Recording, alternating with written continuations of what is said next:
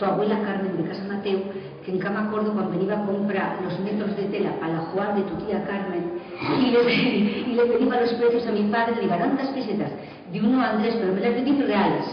No, de todas formas, lo que da moito gusto é na casa de Mari Carmen a compra, porque además se como un pouco el centro social donde te contan lo que pasa, ¿no? Yo llego allí, yo vivo fuera, y cuando llego allí lo primero que le digo es, Mari Carmen, hola, ¿qué tal esta semana? ¿Ha venido molta chen? Bueno, ya sabes, los de siempre, pero ya hay muchos malos, y ahí te enteras de todo lo que pasara y de lo que pasaba antes, que nos contas tú, ¿no? ¿Verdad que cuando van a hacer las calles con cemento, que las caballerías se lisaban todas y van a acabar posando las rayas en medio, no les van a posar por las personas, las van a posar por las caballerías, de verdad, pues, se lisaban y el farrero cuando hacía las cerraduras, cuando iban nuevas, como con los zapatos nuevos, se lisaban aquellos bajes por aquellas calles que para que, unas tamborinadas que para que, era una animalada cuando un baje tomaba mal, Si tomaba mal el abuelo o se moría ahí, no pasaba nada. Ah, no, yo me acuerdo de los dramas, como dice el baje, se montaba un drama, Como un drama, como que se jodeban de familia del invierno.